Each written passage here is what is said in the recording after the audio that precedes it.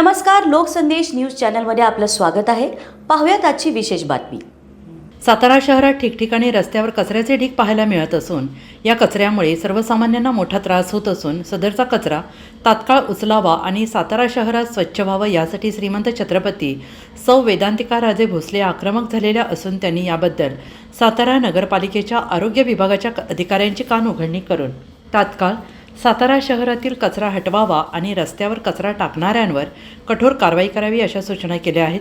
सातारा शहरात ठिकठिकाणी रस्त्यावर कचरा पडत असल्याच्या तक्रारी अनेकदा श्रीमंत छत्रपती सौ वेदांतिका राजे भोसले यांना आल्या होत्या. त्यानुसार त्यांनी आज सातारा शहरातील ठिकठिकाणी भेटी देऊन या कचऱ्याच्या ढिगांची पाहणी केली आणि तात्काळ या कचऱ्याचा निपटारा करा.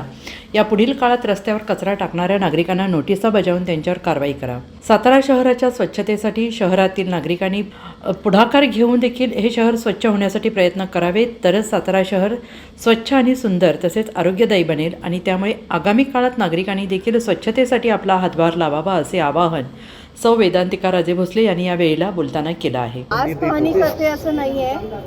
हे चार महिन्यापूर्वी मला इथल्या महिलांनी सांगितलं होतं की वर जी सोसायटी आहे हरिजन गिरिजन सोसायटी, त्यांचं जे सांडपाणी आहे ते ओढ्यानी खाली येतं आणि त्याच्यात म्हणजे लोकांच्या घरात ते घुसतं. जवळजवळ 8-10 वर्ष झाले नगरपालिकेला हे सांगून पण त्याच्यावर काहीही कारवाई झालेली नव्हती.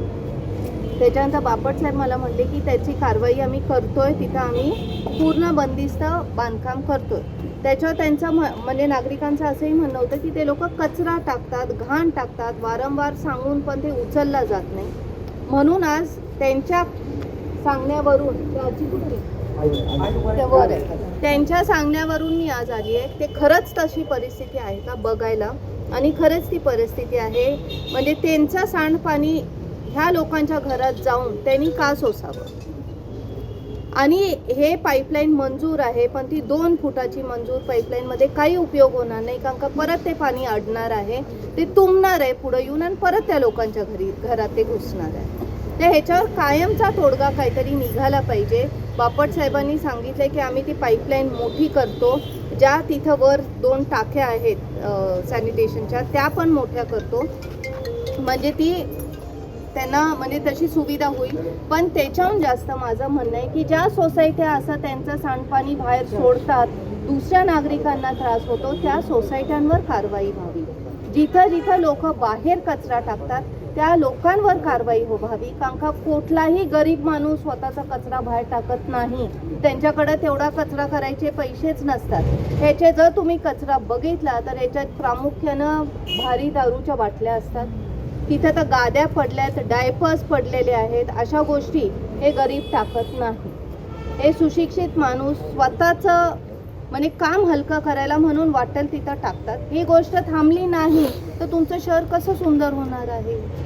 तर प्रत्येक नागरिकाला जर वाटलं की हे माझं शहर आहे, मला साफ ठेवलं पाहिजे, माझी जबाबदारी आहे, मी घंटागाडीतच टाकणार किंवा मी त्या कचऱ्याचं स्वतः निर्मूलन करणार, तर जास्त बरं. त्याच्यासाठी आज इथं आलेली बघते. ओके, धन्यवाद. अशाच विशेष घडामोडींसाठी आमच्या यूट्यूब चॅनलला सबस्क्राईब करा, फेसबुक पेजला लाईक करा, इन्स्टाला फॉलो करा.